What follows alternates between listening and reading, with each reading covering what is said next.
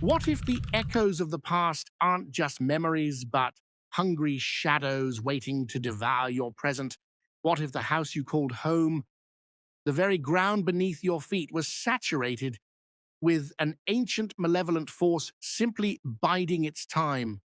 Tonight, we plunge into a terrifying story where the unbreakable bonds of family become the very chains that bind you to a horrific fate. A story where a desperate attempt to heal old wounds only tears them open wider, unleashing a primal evil that demands not just lives, but souls.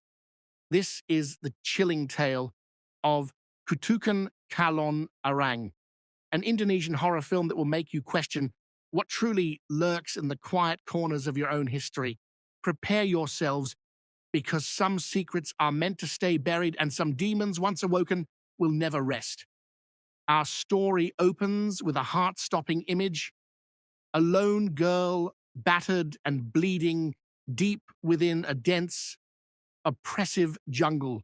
Her entire body was smeared with blood, and a chilling, insidious whisper seemed to caress her ears, a demonic voice murmuring unheard commands. She jolted, convinced something had just brushed past her, an invisible horror stalking her every move. Overwhelmed by sheer terror, she frantically sought refuge behind a massive tree, but it was futile. A terrifying presence materialized directly in front of her, and her screams were swallowed by the unforgiving wilderness. Then the scene shifts, offering a temporary reprieve from the immediate horror. We meet a group of 5 friends, their car traversing a winding road.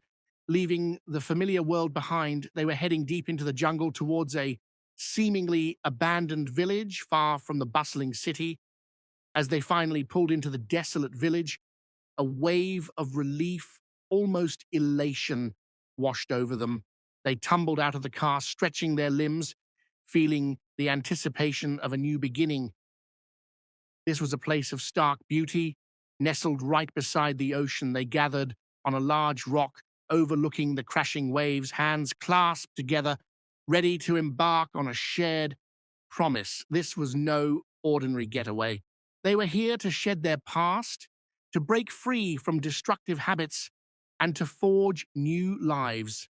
First, there was Roy, a man consumed by the thrill of gambling.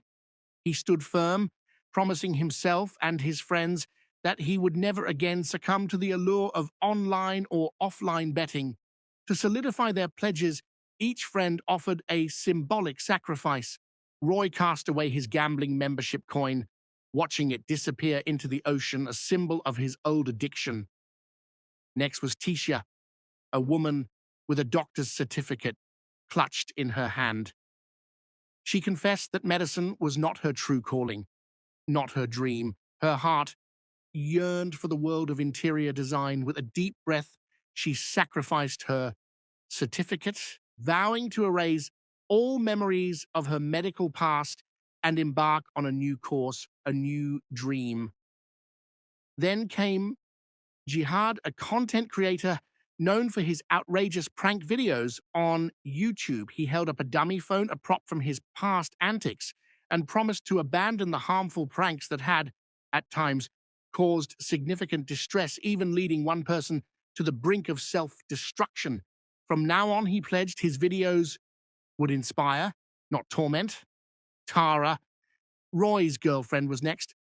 Unlike the others, she hadn't prepared a specific item to relinquish, no grand gesture of change. She simply promised to live for the future, to focus on adding value to everyone's lives. But before she could elaborate, Mili, Roy's sister, cut her off abruptly. "You don't need to promise anything," Mili interjected, her voice sharp, tinged with a deep-seated bitterness. "I'm tired of it." Mili's sacrifice was perhaps the most poignant. She held a photograph of her mother and her twin sister, Nuri, both of whom had tragically died 3 years prior. Mili confessed she was still trapped in the shadow of their loss, unable to move on. She promised to finally break free from the grief, to live a beautiful new life. But there was one promise she could never make. She would never forgive her father. He had abandoned her and Roy 3 years ago, fleeing after the deaths of their mother and Nuri, leaving them to grapple with their sorrow alone. With their promises made, the friends spent some time enjoying the serene surroundings. But Mili, detached from their cheerful camaraderie, sat quietly, sketching something intensely. Roy, noticing her solemn focus, walked over to her. He teased her gently. "Mili, drawing again?" She explained that drawing was her only way to express her emotions, a silent language she had perfected since childhood.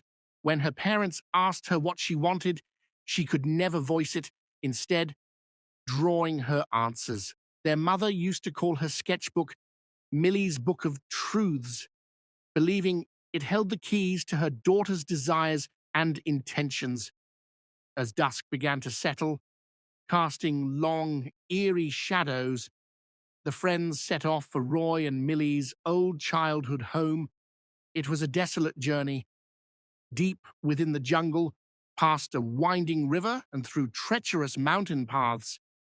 The house stood abandoned, swallowed by the dense wilderness, its isolation palpable. The entire village, in fact, was deserted. Along the way, an unsettling feeling permeated the air. It was as if an unseen force whispered warnings, hinting at an impending, ominous event. Ignoring these chilling premonitions, they finally reached the house. A wave of excited anticipation washed over the group. This was their holiday retreat, a place to create new memories. However, their excitement quickly turned to dismay. The house was in a deplorable state, clearly in desperate need of a deep, thorough cleaning. As Millie stepped inside, a repulsive stench assaulted her senses, a putrid odor that made her gag. Roy, strangely nostalgic, simply remarked, the smell of childhood." When Tara asked if Millie was all right, Millie, still simmering with resentment, brushed her off, walking away without a word. The tension between Tara and Millie was thick, and an unspoken animosity in the musty confines of the old house. Millie found herself transported back in time, reliving cherished memories of her mother and Nuri. Tara, ever curious, looked at old photographs, observing how strikingly similar Millie and Nuri were, perfect mirror images as identical twins. The friends decided to tackle the colossal task of cleaning the entire house. They divided the responsibilities, each meticulously scrubbing away years of grime and neglect. Before long, the house began to resemble its former self, brought back to a semblance of life through their combined efforts. Jihad, needing some supplies, ventured into a nearby garage. There, he discovered the main power lines for the entire house. With a flick of a switch, he restored electricity, ensuring they wouldn't be plunged into darkness once night fell. As he was leaving, he noticed something peculiar: a collection of old weapons and several containers filled with kerosene. The sight left him slightly bewildered, a strange detail in an otherwise typical abandoned house. Emerging from the garage, he began to chop firewood, his mind still replaying the odd discovery. Meanwhile, Millie and Roy were in Nuri's old room, a space filled with childhood memories. Inside a dusty box, Roy discovered Nuri's necklace. Old photographs revealed that Tara was their cousin, and they had all grown up together, a close-knit family. Sitting there, they reminisced about Nuri and their mother, both deeply missed. Overcome with emotion, Millie slipped Nuri's necklace around her own neck, a gesture that brought tears to Roy's eyes. Roy then joined Jihad and Tisha outside. It was there that they discussed Millie's fragile mental state. Nuri and their mother's deaths had shattered her, leaving her emotionally devastated. She suffered from severe anxiety attacks, one of which had caused her to accidentally strike Jihad on the forehead. It was for Mili's sake, to help her heal, that Roy and their friends had come to this remote house. It had been Mili's idea, a desperate attempt to outrun her grief. Roy entrusted Tecia with the task of making the house livable. Tecia, ever the pragmatist, noted that while the house was structurally sound, it desperately needed some renovation. Roy sighed, admitting he had no money for such expenses. Jihad chimed in, revealing his own financial woes. During a recent live stream, a negative comment had provoked him, and in a fit of anger, he had publicly threatened the commenter. This resulted in a lawsuit forcing Jihad to pay a substantial sum. He was now broke. Tecia, too, had no money. Her medical certificate had been seized, and she had been fired from the hospital due to her attitude. The legal battle to reclaim her certificate had drained her savings. The three friends sat in a shared state of despondency, their dreams overshadowed by their financial burdens. If you're finding these layers of personal struggle and encroaching darkness as compelling as I am, take a moment to hit that like button. It truly helps our channel grow and brings more of these untold stories into the light. As night descended, Mili was suddenly gripped by a severe anxiety attack. She had forgotten to take her medication, a frequent oversight that often triggered these terrifying episodes. Tecia gently tried to administer the medicine, but in her frantic struggle, Mili accidentally knocked it to the floor. Tara gasped, a flicker of understanding, perhaps even fear in her eyes. It seemed she knew something others didn't. Jihad volunteered to retrieve the medication, stooping to reach it beneath a heavy wardrobe. As he reached for it, he noticed something strange behind the piece of furniture. Meanwhile, Mili's anxiety intensified, the phantom scent of blood overpowering her. Jihad and Roy, now working together, pushed the wardrobe aside. They were utterly stunned. Hidden behind it was a terrifying, secret door, unknown to any of them. It was locked with a heavy padlock, which Jihad and Roy quickly broke. As they stepped inside, they found themselves in a clandestine chamber, a secret room filled with the trappings of black magic and strange offerings. Roy speculated it might have been their father's room, a place for his dark practices. The sight left them and their friends bewildered. Mili, still in the throes of her anxiety attack, sat on the bed outside the room, observing the chilling contents from a distance. Despite her fear, a morbid curiosity pulled her closer. She ventured towards the threshold, but before she could enter fully, she was overwhelmed by an inexplicable dread. She recoiled, fleeing back outside. Roy, concerned, urged Tecia to go check on her. At that same moment, Jihad's attention was drawn to a peculiar painting within the secret room. It depicted a terrifying idol, seemingly a focal point of worship. In front of it lay a box, wrapped tightly in barbed wire. Jihad, intrigued, shook the box, realizing something was definitely inside. His curiosity now bordering on obsession, he decided to take it. Tara, witnessing this, said nothing, a silent fear gripping her. She simply told Roy to get out of the room immediately. As they both left and the door clicked shut, the chair inside the secret room suddenly rocked back and forth, as if signaling the awakening of a malevolent presence.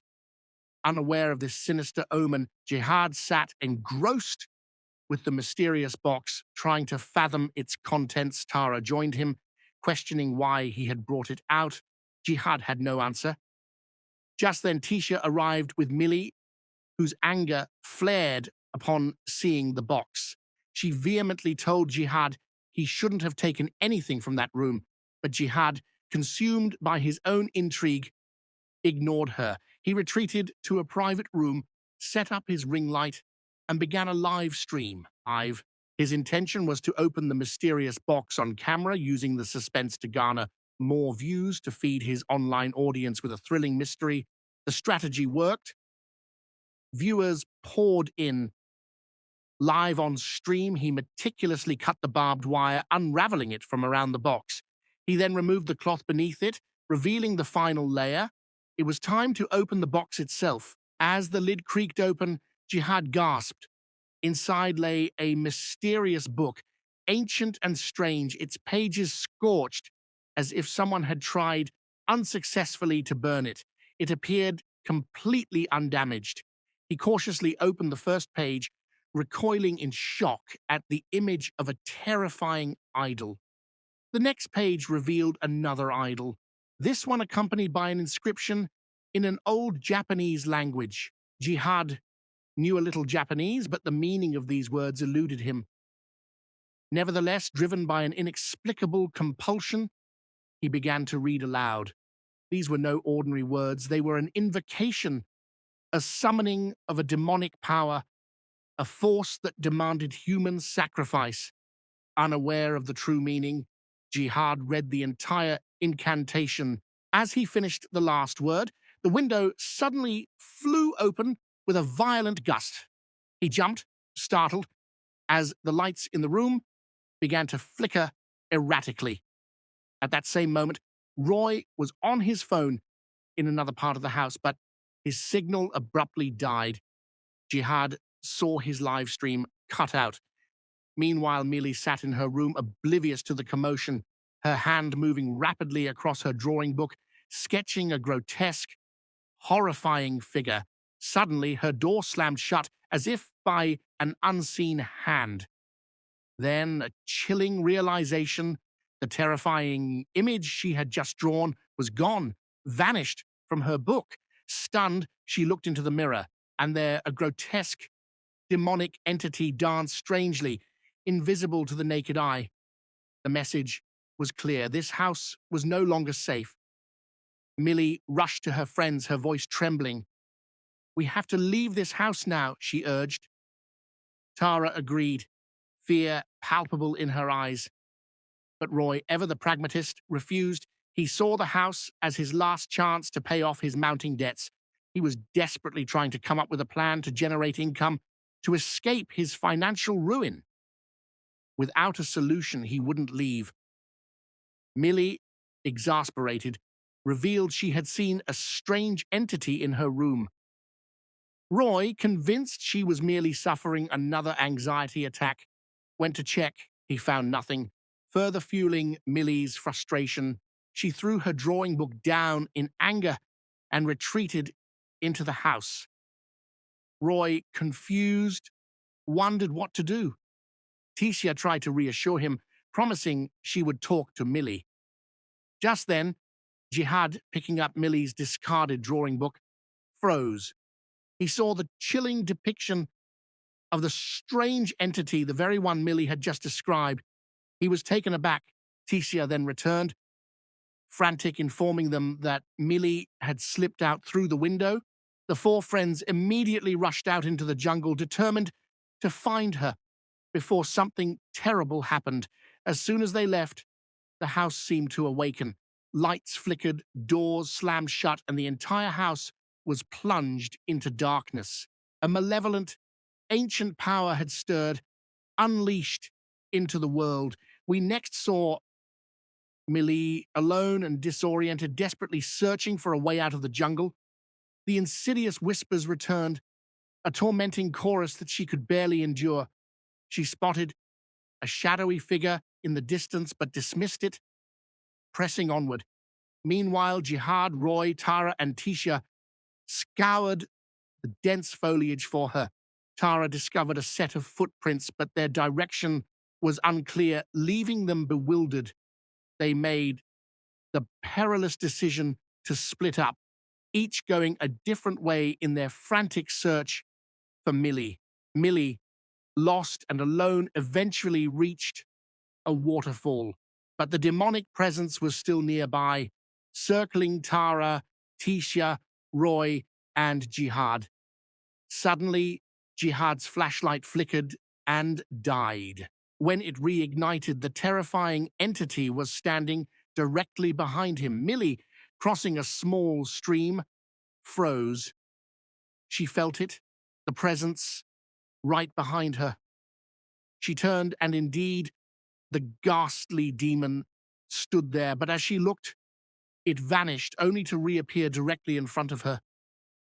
Already terrified, Mili screamed as two monstrous hands burst from the water, dragging her beneath the surface. In the murky depths, another demon, one of the many unleashed from the cursed book, lurked. This entity began to drown Mili, who fought desperately for her life. Meanwhile, Tara was attacked by a tree-like spectre, a ghostly entity that first threw her to the ground, then dragged her away by her leg. Tara, struggling, managed to turn, but the spectre was gone. Then, from above, the entity struck again. Just as all hope seemed lost, Roy arrived, saving Tara from the clutches of the demon. Tisia, meanwhile, had reached the stream and discovered Mili in the water. Mili was unconscious, her body limp. Tisia, her heart pounding with fear, screamed for the others, then bravely dove in to rescue Mili. Roy and Jihad soon arrived, frantically trying to revive her, but Tara, sensing a lingering, malevolent presence, was too terrified to approach the water. They managed to carry Mili back to the house where she remained unconscious.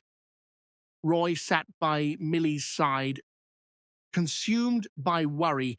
As Mili slowly regained consciousness, she clutched Roy's hand, whispering, "I saw someone in the jungle. Someone tried to drown me." Roy, convinced it was just another anxiety attack, tried to reassure her, telling her there was nothing there. Dismissing her terrifying experience, Mili, heartbroken by his disbelief, could only watch as Roy stood up and walked away. She was devastated. Mili had a recurring nightmare, a vivid vision of a girl burning alive.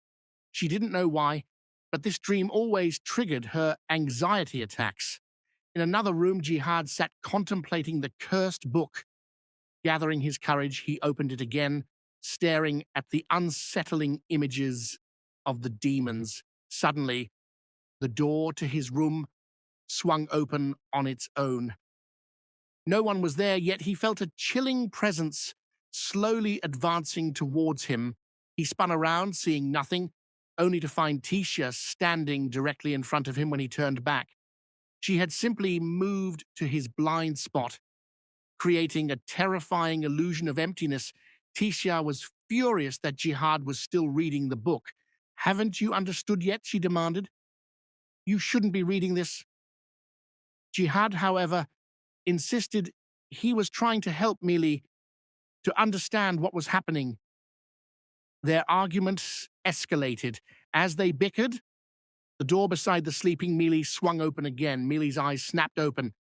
A terrifying female ghost, one of the many spirits from the book, materialized before her. This demon began to slowly, insidiously possess Mili. Meanwhile, unaware of the horror unfolding inside, Roy was outside with Tara. Tara, still shaken, warned Roy that they should all be close to Mili. This house, she felt, was not safe. As she spoke, the possessed Mili slowly rose, her movements stiff and unnatural. She walked towards a mirror, her reflection staring back at her. With a sudden, violent crack, the mirror shattered. Mili picked up a shard of glass and, with chilling detachment, began to cut her own hand. She then moved the sharp glass towards her eye, intending to gouge it out. Just then, Roy burst in, narrowly saving her. It was time for Mili's medication. Tisia administered it, and Mili, now calm, removed Nuri's necklace from her neck, handing it to Tisia, who placed it on a nearby table. Tisia then settled Mili to sleep and left the room.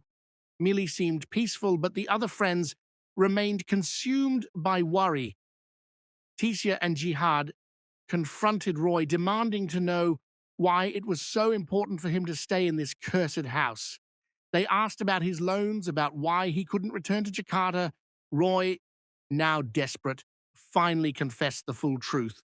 A story Tara already knew, having always been by his side. He had gambled away a vast sum of money, losing everything. To cover his debts, he had taken out a massive loan from a notorious gangster in Jakarta. Now, he feared returning, knowing they would finish him if they found him. The friends realized they were all trapped in a web of financial ruin. Tisha needed money for the hospital. Jihad owed a large sum for his reckless online threats. They were all contemplating their individual financial woes, utterly unaware that a far greater, life-threatening problem loomed over them. If this intricate web of personal struggles and supernatural terror has you completely on edge, make sure to share your thoughts in the comments below. What hidden fears do you think these characters are truly facing as they discuss their predicaments? The door beside the sleeping Mili swung open again, and with it, Mili was once again possessed by the demon. She sat up, her movements unnatural, and began to walk. Doors swung open before her. Chairs and tables moved out of her path as if clearing the way. She glided effortlessly through the house until she reached the room where Jihad had left the cursed book. There, she opened it, turning to a specific page. On it, another sinister incantation was written, a ritual for an individual to fully offer their body to the demon god of all the other spirits. This was Calon Arang. Mili began to recite the ancient words, and as she did, the demon Calon Arang entered her body. Mili, now fully possessed, picked up an axe and began to stalk towards her friends. The others, having just entered the house through the door, stared in horror at Mili, axe in hand. Roy, stunned, tried to calm her, but Mili was no longer herself. She raised the axe and swung it directly at Roy. Thankfully, he dodged it, and the axe embedded itself in the wall. Mili then let out a chilling, demonic scream that froze them all in their tracks. Then abruptly, she grew calm. She began to dance, a grotesque, unsettling performance to a strange, ancient tune that filled the air. She addressed them, her voice chillingly calm, promising to finish all of them by morning. Roy and the others were dumbfounded. Suddenly, Mili seemed to return to herself for a brief moment, becoming profoundly emotional, tears streaming down her face before she collapsed, unconscious. Tisha rushed to her side. Mili was still conscious, crying in pain. Then, with a sudden, terrifying shift, the demon re-entered her. Calon Arang seized Tisha by the throat, strangling her, nearly killing her. Roy rushed to Tisha's aid, trying to pry Mili's hands away. Tara, seizing the opportunity, grabbed the axe and threw it into another room, ensuring Mili couldn't easily retrieve it. She then joined Roy, helping him free Tisha. Jihad, from behind, managed to pull Mili away, but not before Tisha's throat was left with deep scratches. The friends were at a loss. What could they do with Mili? Their first thought was to lock her in her room, but she had already escaped through the window once, so they decided to imprison her in the secret room behind the wardrobe. Roy and Jihad struggled to drag the possessed Mili into the room, quickly retreating and locking the door behind them. Mili thrashed and banged against the door, the demon inside desperately trying to break free. This horrifying ordeal had deeply shaken Tisha. She decided she couldn't stay any longer. She went to pack her bags. As she was leaving her room, a nearby door mysteriously swung open. Tisha, compelled by an unseen force, walked towards it. Inside, on a table, lay the cursed book, the very source of their torment.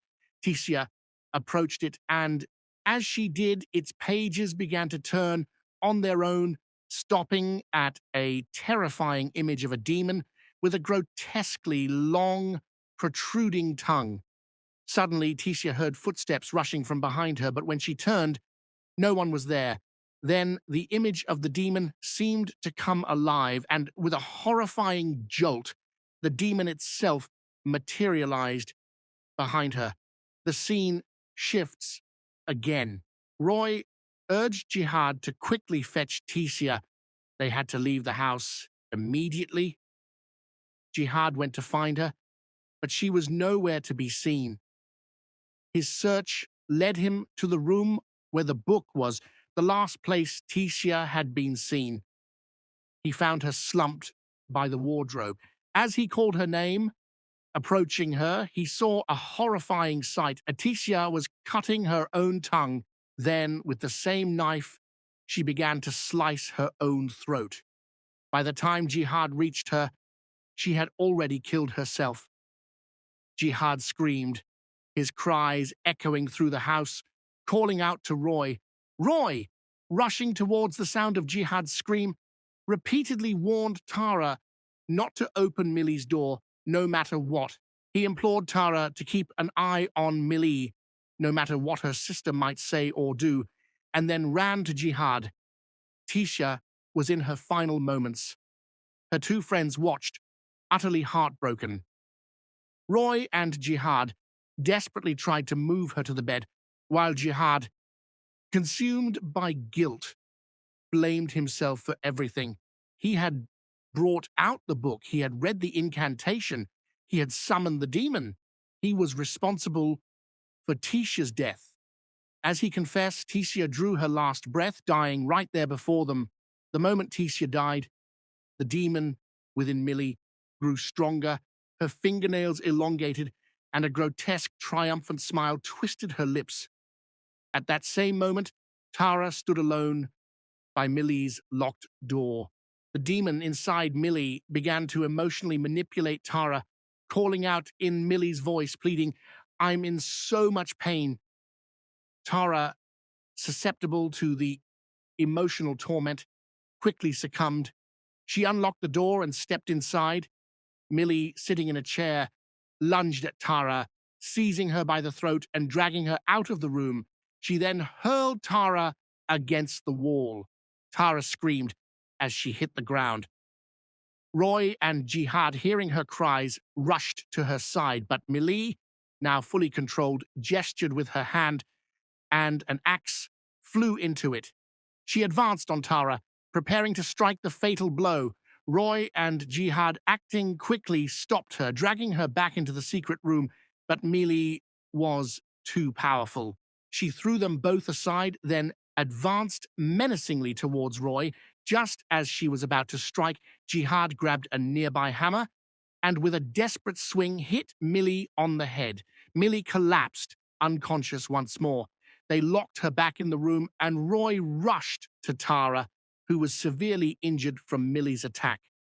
Tara was completely broken, desperate to escape this house, this nightmare. She remembered the book, the cursed object Jihad still possessed, something Roy had completely forgotten about.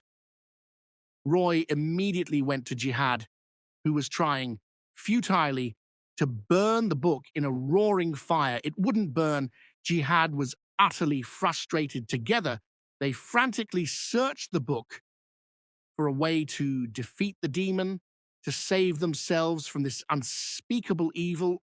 The book revealed the demon's name, Calon Arang. It could not possess anyone without permission, nor could it easily change bodies once it had entered a host.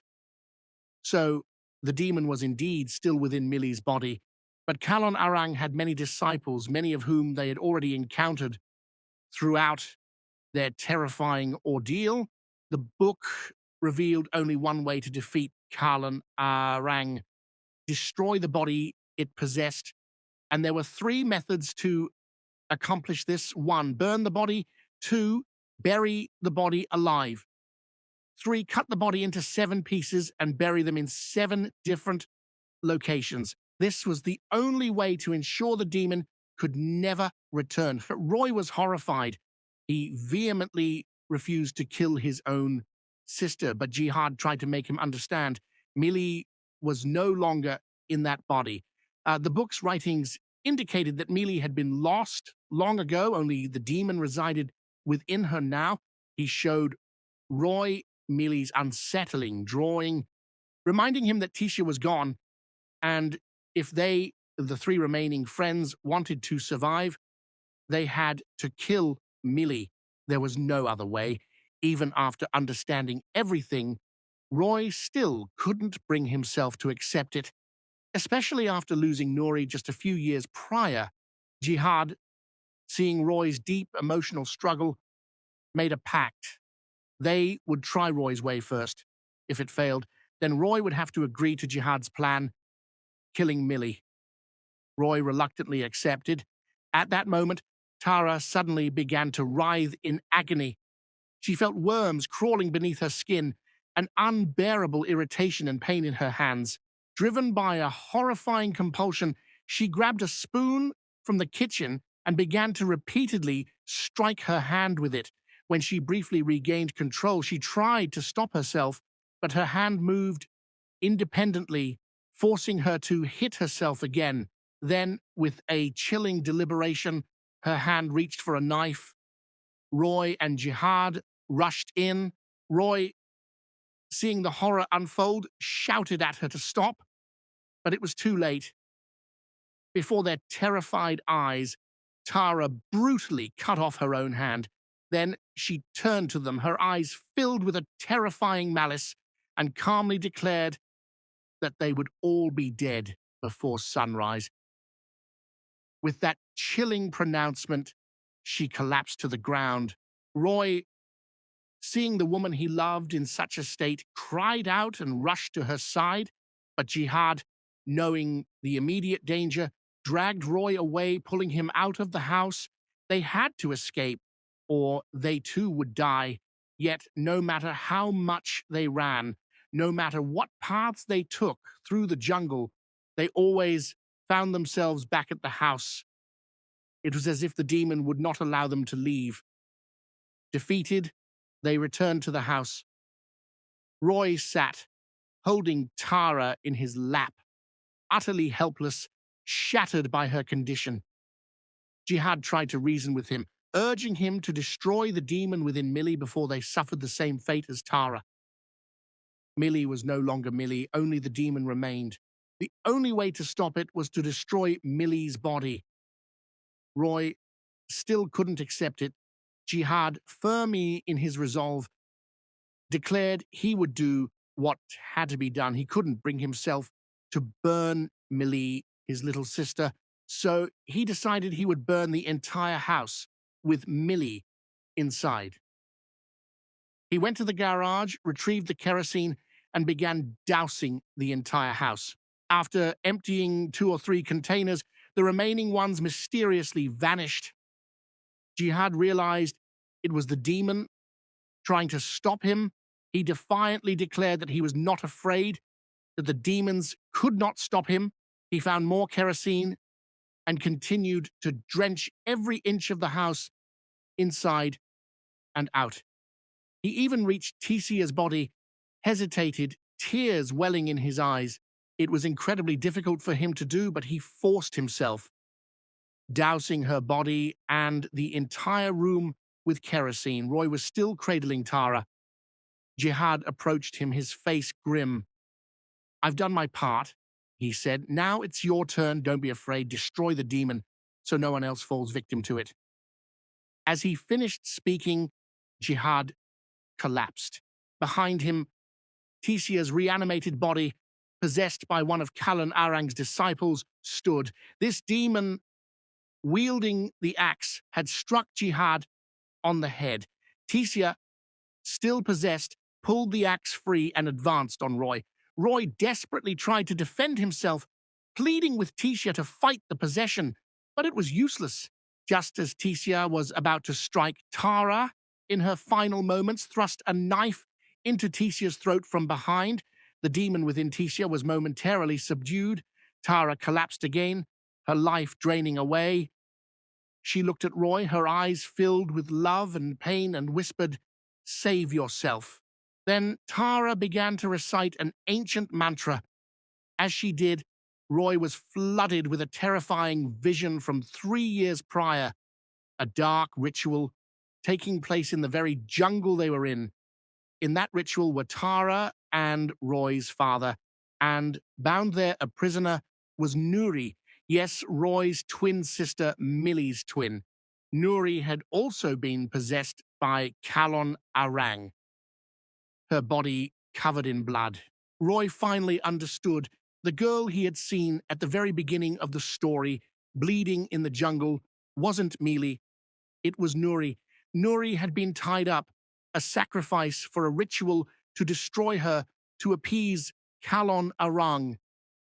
Roy's father had already understood that to quiet Calon Arang, he had to destroy his own daughter's body. Nuri was no longer Nuri, the demon resided within her. So his father, with a heavy heart, steeled himself and poured kerosene over Nuri. At that moment, the demon within Nuri manifested in its true, horrifying form. It cursed Nuri's father, vowing that every female descendant in his bloodline would be possessed and destroyed by it. As the demon spat its curse, Roy's father lit the fire. Nuri, possessed by Calon Arang, burned to death. Roy's father couldn't bear the pain of killing his own daughter. Every time he looked at Mili, he saw Nuri, reminding him of his horrific act. That's why 3 years ago, he had abandoned Mili and Roy, fleeing to escape his torment. Tara had known all of this from the beginning, but Mili and Roy had not. Mili only had fragmented nightmares of Nuri burning. After revealing this devastating truth, Tara died. Roy was utterly broken. From inside the house, he heard Mili laughing, a chilling, guttural sound. Then she began to hum the same song their mother used to sing. It was then that Roy made his agonizing decision. He would burn Mili's body. It was the only way to destroy the demon. He tried to seal the door, to trap the demon inside, but Calon Arang, using Mili's voice, began to manipulate him. It tried to convince him that Mili was fine, that her condition wasn't like Nuri's. Roy almost believed it. This story is a labyrinth of betrayal, and if you're as entangled in its darkness as I am, make sure you hit that notification bell so you don't miss the terrifying revelations yet to come. What truly breaks a spirit.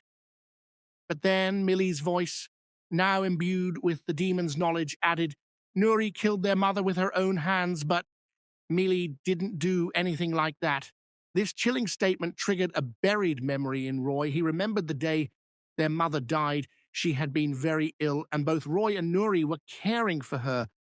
Their mother began to hum a song, and Nuri fell asleep. A short while later, Nuri's eyes snapped open. The demon within her had awoken. She picked up a knife and brutally murdered their mother. Nuri had been completely unconscious of her actions. Roy, who had been sleeping, woke to see Nuri leaving the room and their mother lying in a pool of blood. He hadn't understood Nuri's actions then, but he was certain Mili knew nothing of it. So, when the voice from inside said Mili hadn't done anything like that, Roy knew for certain the entity speaking was not Mili. It was the demon, and it knew everything.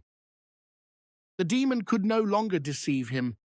Enraged, the demon within Mili cursed Roy, just as it had cursed his father.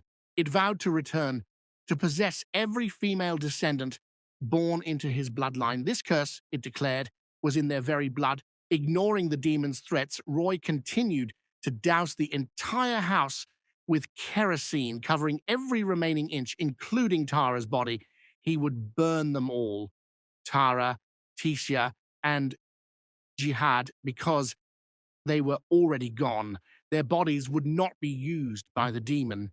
He poured kerosene over their lifeless forms, ensuring no part of them would remain. He then walked outside, remembering his father's agonizing decision to burn Nuri. He finally understood his father's pain. With a heavy heart, he lit the match just as his father had done. The entire house erupted in flames, burning furiously before him. With the house, Tara, Tisha, Jihad, and Mili, just like Nuri, all perished in the inferno. And so, another dark chapter in Roy's life came to a devastating, fiery end. 3 years passed since that horrific night we next saw Roy, a changed man. He had abandoned gambling, striving to build a new life. He had married, and his wife was now pregnant.